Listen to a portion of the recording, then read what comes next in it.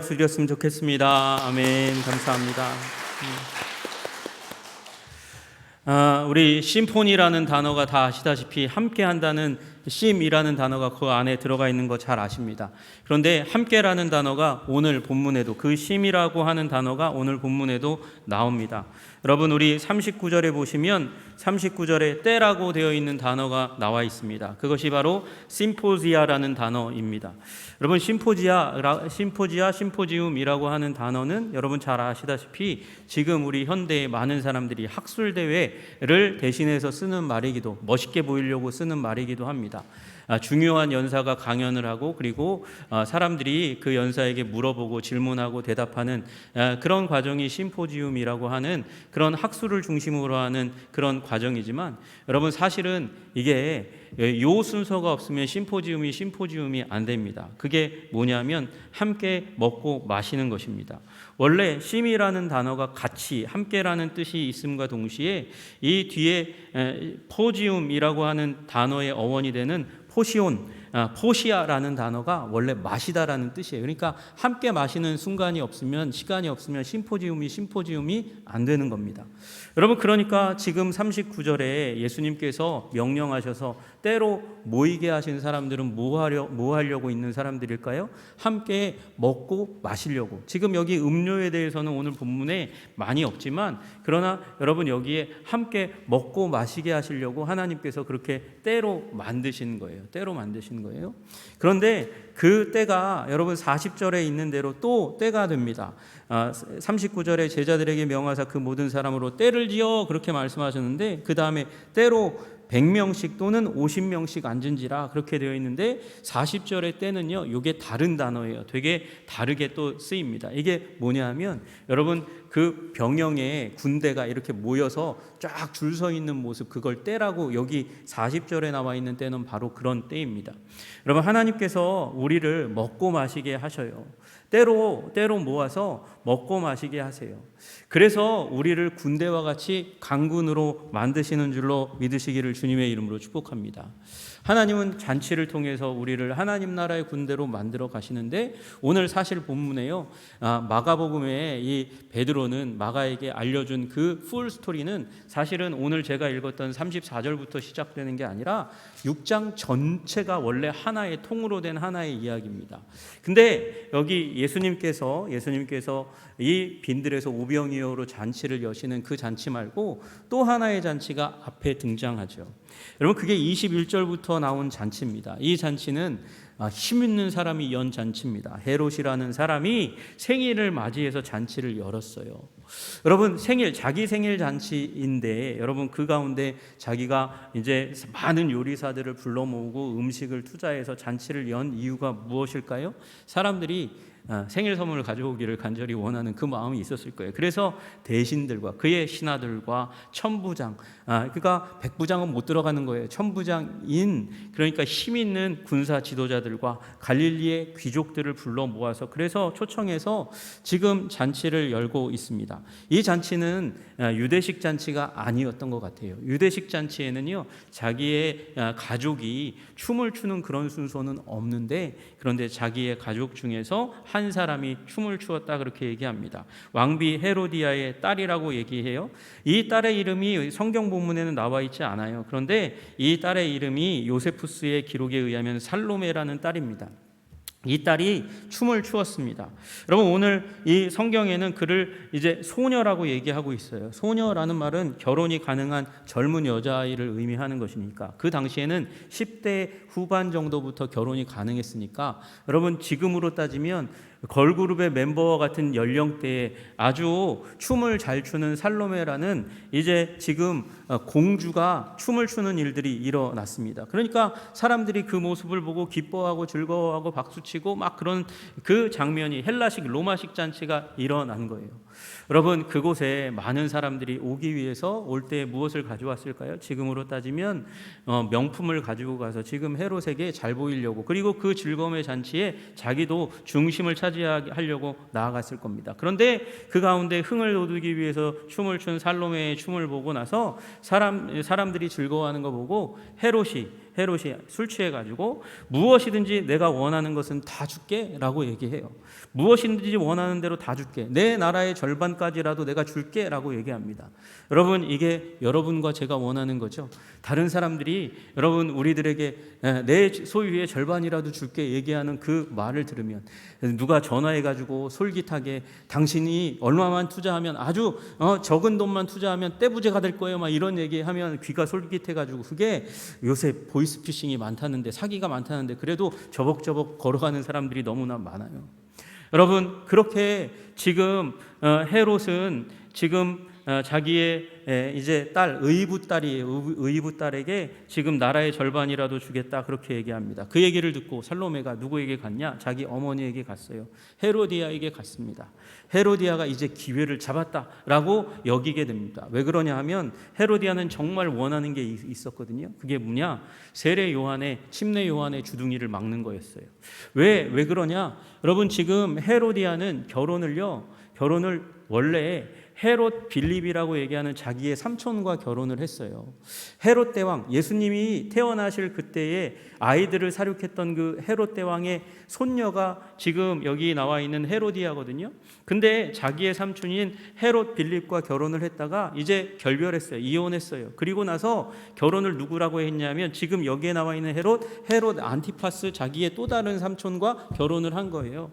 여러분, 그러니까 그 상황은 사실은 요 헤로디아라는 이 여자는 사실은 유대 왕가에 속해 있는 거거든요. 지금 헬라 제국과 다툼을 하다가 이제 태어났던 유대의 왕가의 한 사람, 그러니까 유대법을 따라야 되는 이 여자가 지금 삼촌과 결혼했다가 이혼하고 다시 삼촌하고 결혼하는 폐륜을 저질렀어요. 이거 하나님의 율법에 맞지 않는 거예요. 그러니까 하나님의 율법의 사람, 말씀의 사람 세례 요한이 꾸짖었어요. 잘못된 결혼이라고 얘기했어요.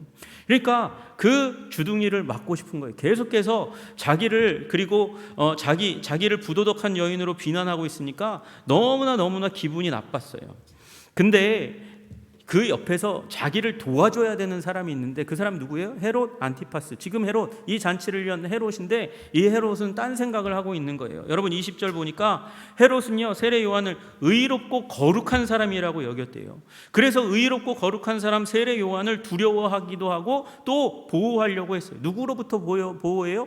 헤로디아로부터, 또 다른 정적들로부터 보호하려고 하는 일이 일어났고, 심지어 그 결혼이 잘못됐다고 막 비난했을 때 세례 요한의 말을 듣고 번민했대요. 양심의 가책을 느꼈대요.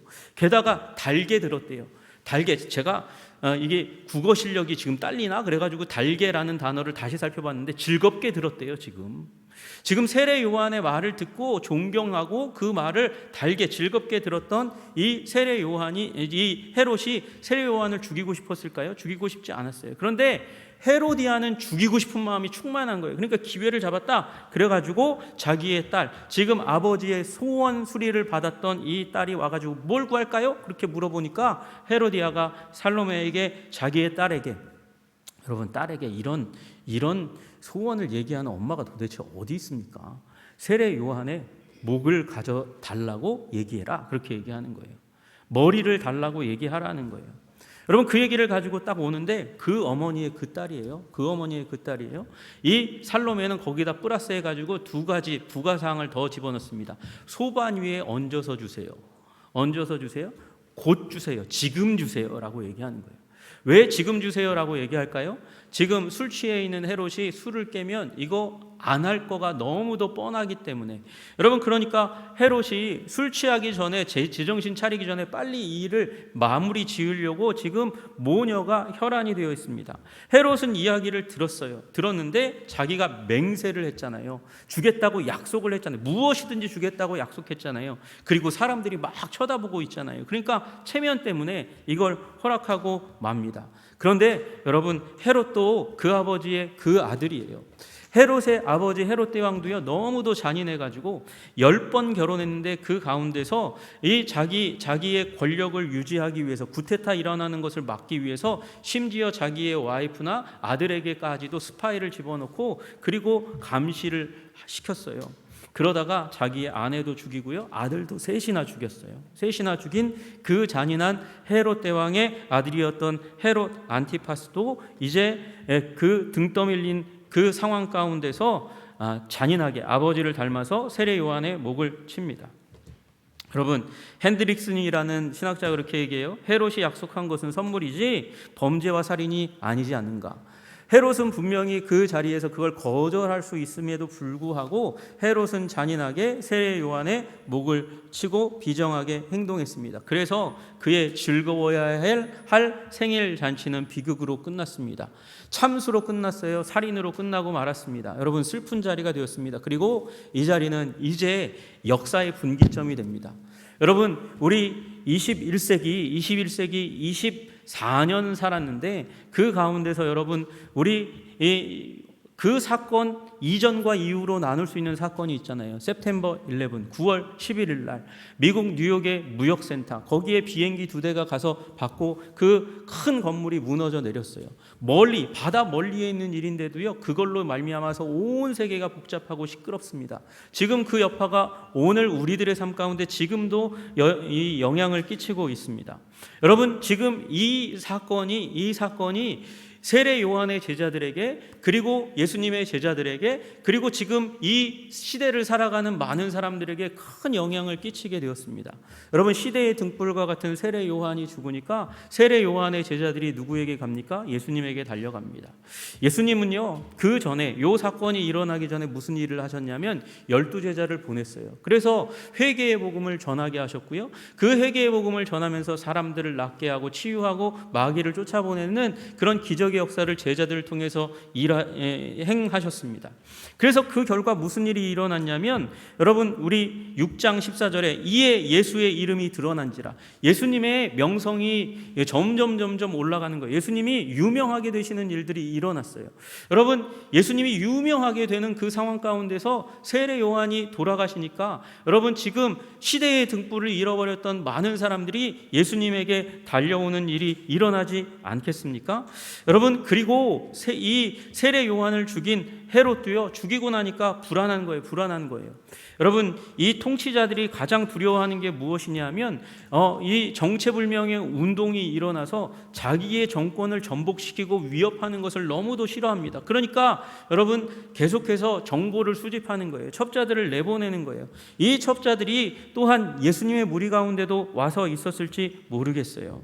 여러분, 그러니까 사람들이 몰려옵니다. 예수님께로 몰려옵니다.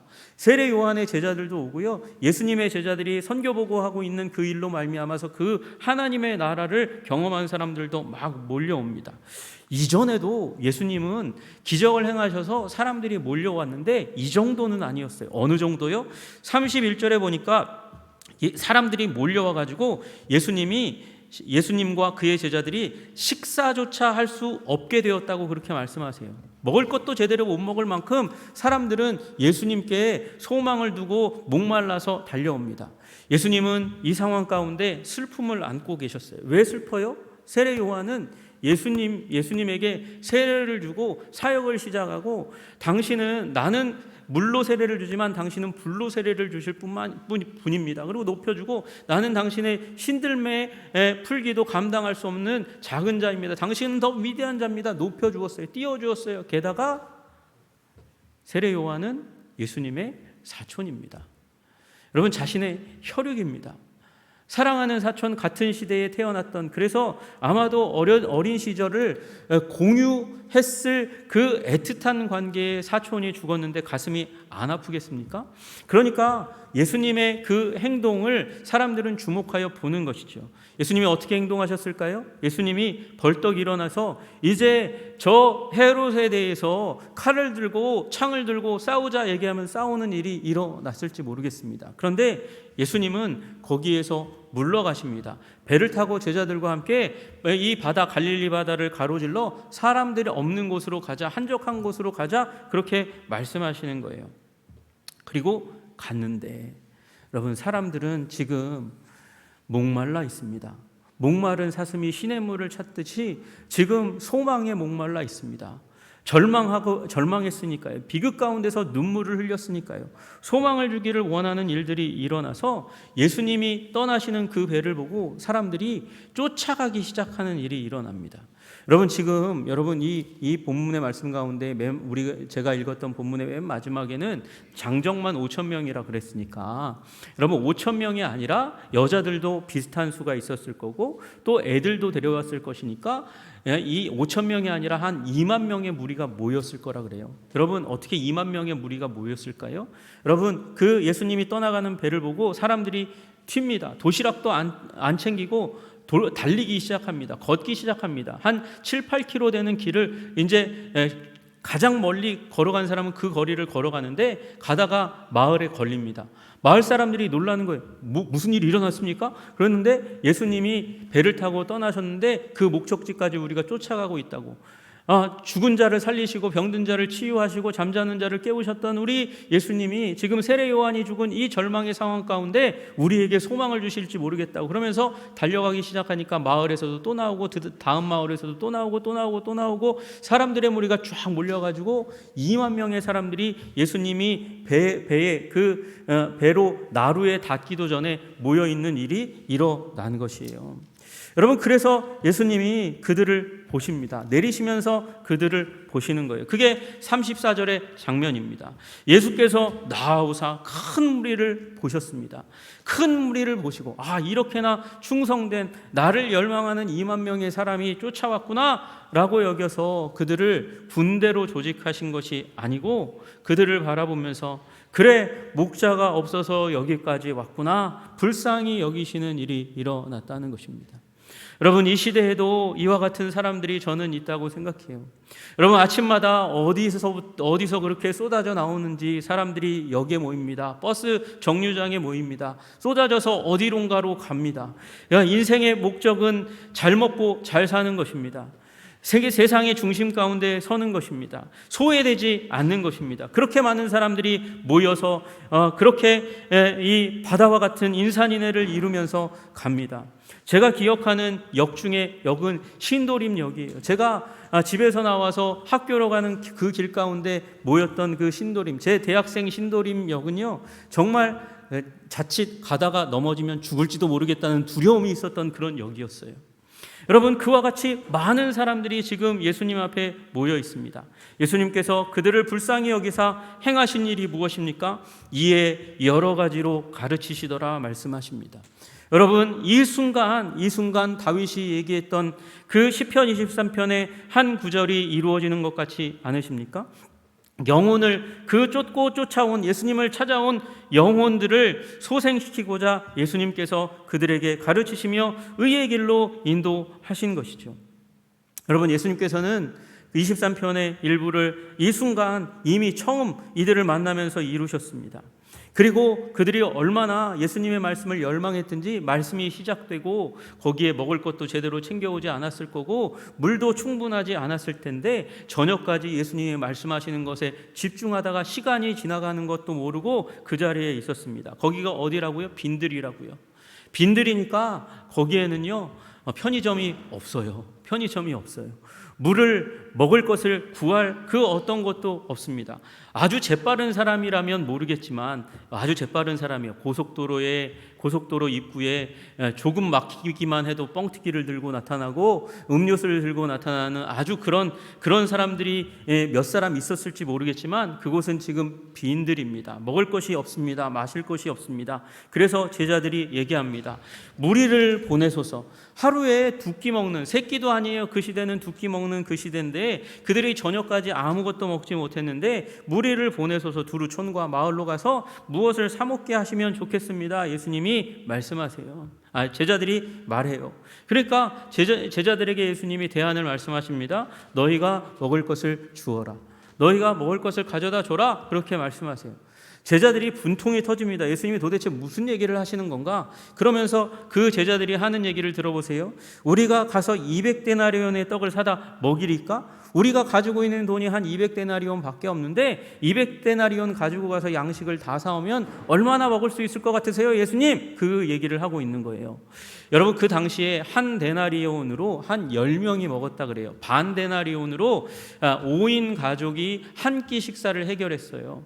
여러분, 그러니까 지금 200데나리온이라면 몇 명이 먹겠습니까? 2,000명이 먹는 거예요. 장정만 몇 명이라고요? 장정만 5,000명이에요.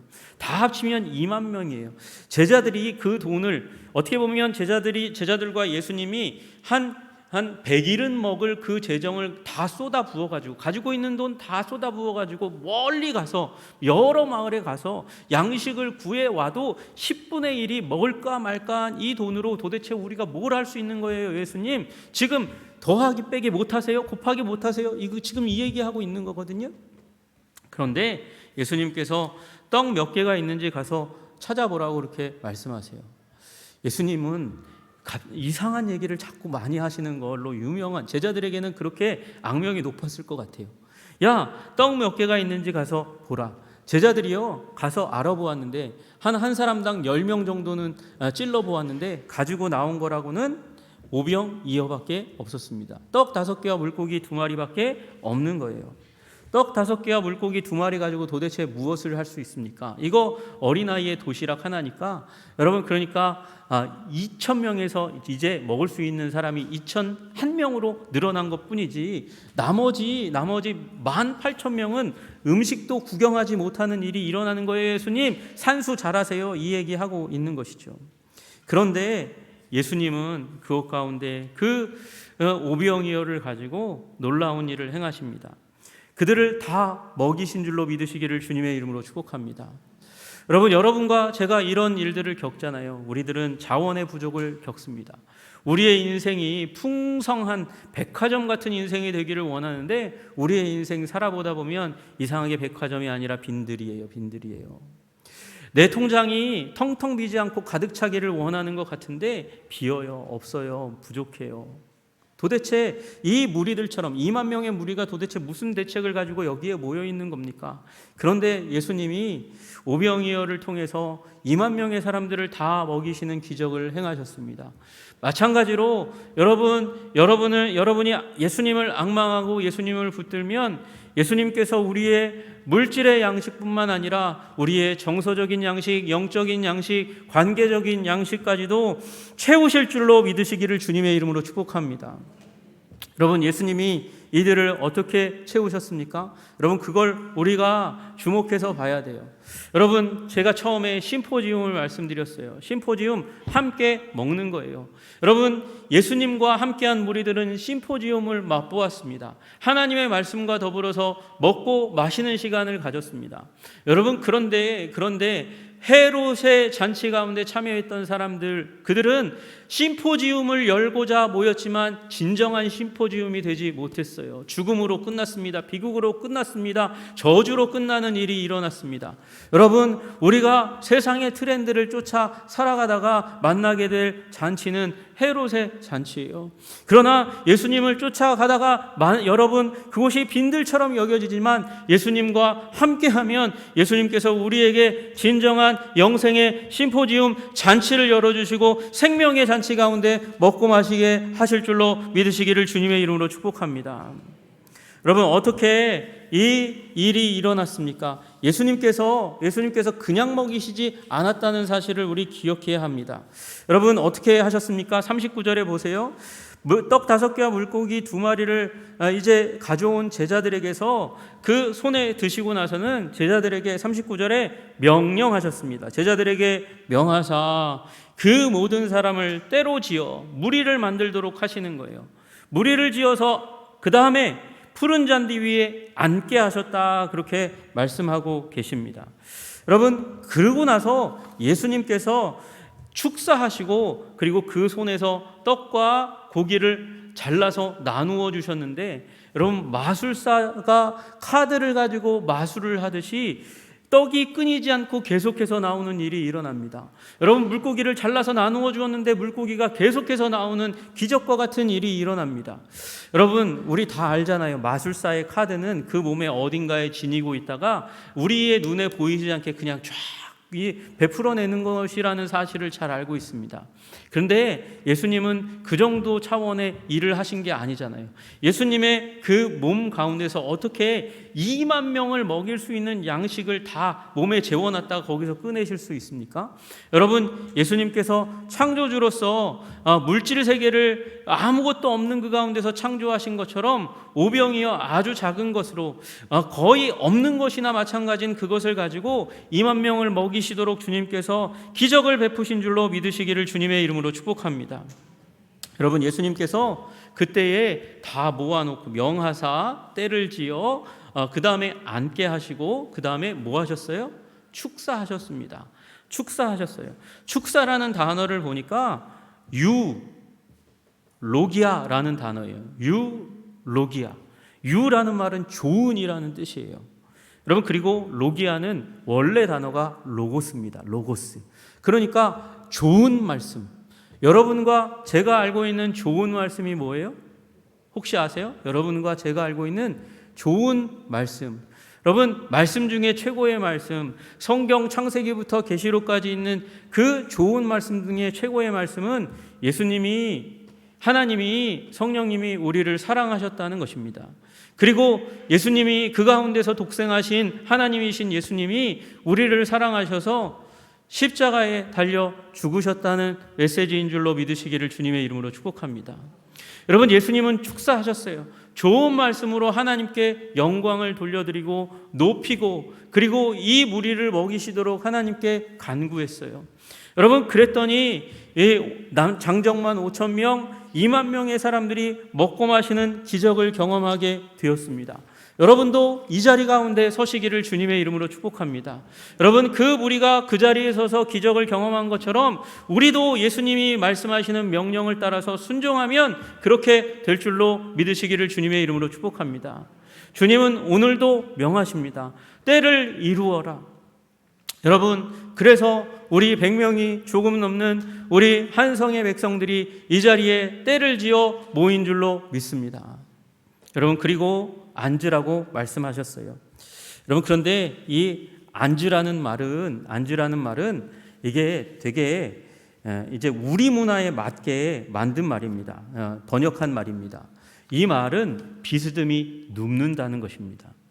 여러분, 이 예수님 시대에 밥을 먹는 방식은 비스듬히 누워가지고 서로의 그 앞사람의 가슴에 자기 머리쯤이 오게 만들어서 그래서 비스듬에 누워서 의지해서 그렇게 누워서 쭉 누워서 음식을 먹는 거예요. 12제자들이 마지막 만찬 때도 그렇게 먹었고요. 지금도 그렇게 먹는 거예요. 여러분, 때를 지어서, 명하셔서 때를 지어서 앉으라가 아니라 누우라 말씀하셨어요. 눕는다는 것은 무엇이죠? 눕는다는 것은 안식을 취하라는 것입니다. 여러분, 이게 주일날 여러분과 제가 하는 일인 줄로 믿으시기를 주님의 이름으로 축복합니다. 주님께서 명하셔서 무리를 이루어, 여러분, 교회로 모여야 돼요. 가나안 신자는 안 돼요. 집에서 인터넷만으로 인터넷 듣고 나서 예배드렸다 하는 것만으로는 참된 예배자가 될 수 없는 거예요. 때를 이루어 서로를 의지하며 누울 때, 안식할 때 주님께서 그곳 가운데 생명의 양식을 베풀어 주시는 줄로 믿으시기를 주님의 이름으로 축복합니다. 이 순간 시편 23편에 다윗이 읊었던 그 구절이 이루어지는 것이잖아요. 푸른 초장에 예수님께서 이들을 누이셨어요. 누구 앞에서? 원수의 목전 앞에서. 이들 2만 명 가운데서는 아마도 헤롯이 보낸 첩자, 불순한 자기를 대항해서 일어나는 그 구테타를 꿈꾸는 사람들의 동향이 있는지 없는지 간첩을 보냈을 거거든요. 스파이를 보냈을 거거든요. 그는 헤롯의 귀이고 헤롯의 눈이에요. 여러분, 그 원수의 목전에서 예수님께서는 지금 이 하나님의 백성들 2만 명의 무리들 가운데 상을 베풀어 주시고 계시는 거예요. 여러분, 지금 저는 선한 목자의 스토리의 13번째 이야기를 이야기하고 있습니다. 여러분, 그 전에는 다윗의 시편에 살아있었던 목자였어요. 예언자들이 예언했던, 오시리라고 예언했던, 그래서 우리를 돌아오게 하시리라고 예언했던 예언자들에 대한 예언의 이야기였어요. 그리고 지난주에 나누었던 누가복음 15장에는 그 목자가 어떤 분이신지를 이 이야기를 통해서 말씀하시던 그 장면이었어요. 그러나 오늘 이 본문 가운데 예수님은 이스라엘 백성들 앞에 그리고 이방인들 앞에서까지 선한 목자로 드러나셔서 푸른 초장에 그들을 누이시고 먹이시고 채우시고 아름답게 하시는 생명의 목자로 드러난 줄로 믿으시기를 주님의 이름으로 축복합니다. 여러분, 이 순간 떡을 주심으로 말미암아 고기를 주심으로 말미암아 이스라엘 여기에 모인 사람들은 그 옛날 광야 가운데서 모세를 통해서 하나님께서 만나와 메추라기로 고기를 주시고 떡과 같은 양식을 주셔서 먹이셨던 사실을 기억해 내었을 것입니다. 그때에도 불신앙의 사람이 있었어요. 시편 78편에 얘기하듯이 하나님이 광야에서 식탁을 베풀 수 있으랴? 그가 능히 떡도 주시며 자기 백성을 위하여 고기도 예비하시랴? 하는 의심의 사람이 있었다는 것이죠. 여러분 이 자리 가운데도 있을지 모르겠어요. 하나님이 나에게 양식을 주시랴? 하나님이 나의 삶을 채우시랴? 하나님이 나를 푸른 초장에 누이시랴? 여러분, 그러나 주님 말씀을 따라서 때를 이루어 누워 그의 명한 바 하나님의 말씀 가운데 집중하면, 예수님께 집중하면 기적을 경험하게 될 줄로 믿으시기를 주님의 이름으로 축복합니다. 그래서 시편 78편 이 질문 뒷부분에 말씀하시는 우리 시편 기자의 말을 들어보세요. 그러나 그가 궁창을 명령하시며 하늘문을 여시고, 여러분, 궁창 하늘에 명령하시고 하늘문을 여시는 분이 누구십니까? 창조주 하나님이십니다. 그가 그들에게 만나를 비같이 내려 먹이시며 하늘 양식을 그들에게 주셨나니 사람이 힘센 자의 떡을 먹었으며 그가 음식을 그들에게 충족히 주셨도다. 그 힘센 자가 하나님이세요. 하나님이 지금 눈 앞에 드러나고 나타나셔서 이제 오병이어 아주 작은 소년이 가져온 도시락을 가지고 떼어서 2만 명을 먹이시며 그들을 충족히 부족함이 없도록 잔이 넘치도록 풍성하게 채우신 줄로 믿으시기를 주님의 이름으로 축복합니다. 여러분, 그 어떤 신학자들이 얘기하는 대로 그 아이가 이 도시락을 드린 걸 보고 부끄러워하면서 자기가 가지고 있던 것, 그러나 나누지 않으려고 했던 것을 나눈 게 아니에요. 예수님께서 이 물리세계를 초월하는 창조자로서 여러분 이 오병이어를 가지고 그 기적적인 역사를 나타내시며 2만 명을 먹이셨고, 그 2만 명을 먹이신 것처럼 오늘도 지금 그 바다를 따라서 예수님의 가신 배를 뒤따라서 추격해 온 사람들, 예수님께 소망을 둔 사람들, 예수님께 믿음을 둔 사람들이 와서 때를 이루어서 안식의 자리 가운데 하나님의 구원하심을 바라볼 때에 주님께서 일하셔서 채우실 줄로 믿으시기를 주님의 이름으로 축복합니다. 여러분, 우리는 추수감사절의 시기를 지나가고 있습니다. 여러분, 마찬가지입니다. 우리 퓨리탄들, 청교도들 오직 신앙의 그 소망을 가지고 죽음이 가득한 바다 대서양을 건너왔습니다. 한번 건너오면 이제는 다시 돌아가지 못할 거라는 건 너무도 당연한 상식이었습니다. 그곳에 가면 환영할 사람들이 기다리고 있다고 절대 생각할 수 없었습니다. 그곳은 호전적인 인디언들도 있었고 들짐승들도 있었고 그들을 괴롭히던 것은 추운 겨울이었습니다. 그러나 그곳 가운데 믿음을 심었습니다. 신앙을 심었습니다. 이 바다를 건너오게 하신 이가 우리를 지키시리라는 믿음을 가졌습니다. 그리고 마침내 그 신앙 때문에 미국이라는 땅이 신앙의 땅으로 남아있게 된 줄로 믿습니다. 여러분, 물론 지금 미국이 흔들리고 있어요. 그러나 그 신앙의 사람들은 그 신앙으로 승리했어요. 오늘 여러분, 예수님을 쫓고 의지하고 주님을 바라보면서 거기에 소망을 두고 주님의 명령 따라서 때를 이루어 안식하는 자들에게 주님께서 오늘도 치유와 회복을 주시는 줄로 믿습니다. 이 예수님의 은혜 가운데서 풍성함을 누리시는 여러분들 되시기를 주님의 이름으로 축복합니다. 그리고 그렇게 예수님을 쫓아가다가 그 자리에 앉아서 때를 이루어 안식하다가 천국에 이루어 무궁히 누리게 하시는 선한 목자 예수님의 잔치를 여러분 계속해서 누리시는 여러분과 제가 되기를 주님의 이름으로 축복합니다. 기도하겠습니다. 하나님 아버지, 감사합니다. 예수님이 드디어 이제 예언자들의 그 말로 끝나는 것이 아니라, 예수님의 한 이야기로 끝나는 것이 아니라 인류 가운데 선한 목자로 나타나셔서 오병이어의 기적을 베푸시며 다윗이 노래했던 그 노래를 성취시켜 주신 것을 보게 됩니다.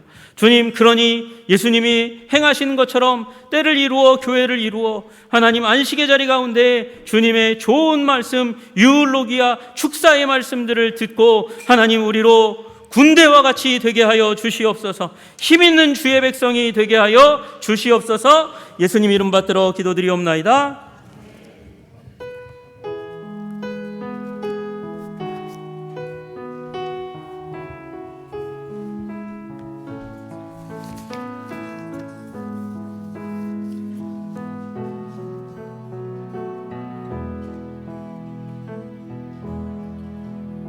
예수님 내 구주 생명의 떡이요 세상에 이 되시네.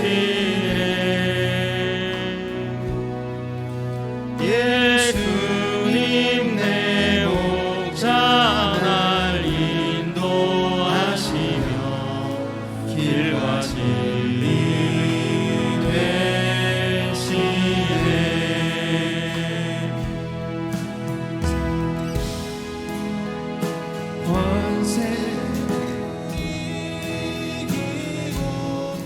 다시 사신 예수님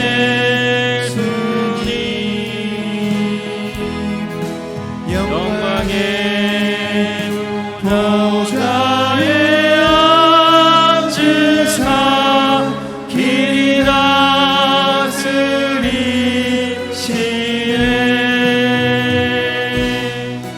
예수님 내 구주 생명의 떡이요 세상에 이 되시네.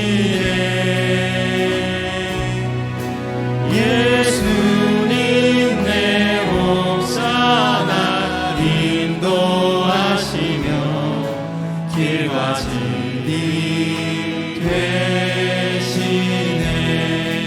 예수님 내 구주, 예수님 내 구주 생명의 떡이요 세상에 빛 되시네. 예수님 내 목자 날 인도하시며 길과 진리 되시네. 사랑의 권세를 이기고 다시 사신 예수님 영광의 보좌에 앉으사 길이 다스리시네.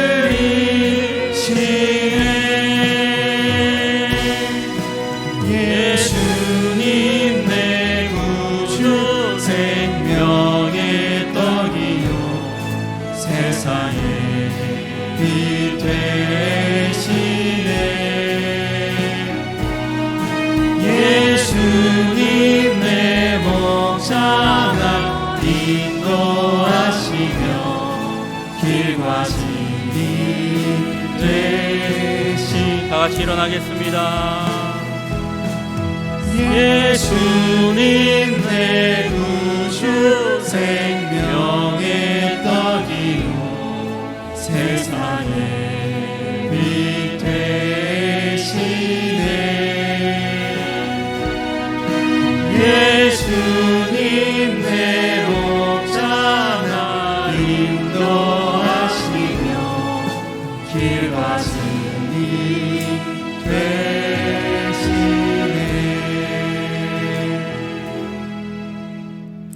이젠 아버지 하나님의 극진하신 사랑하심과 예수 그리스도의 십자가 부활의 은혜와 성령님의 위로 교통하심이 예수님을 인생의 목자로 여기고 바닷길을 쫓아갔던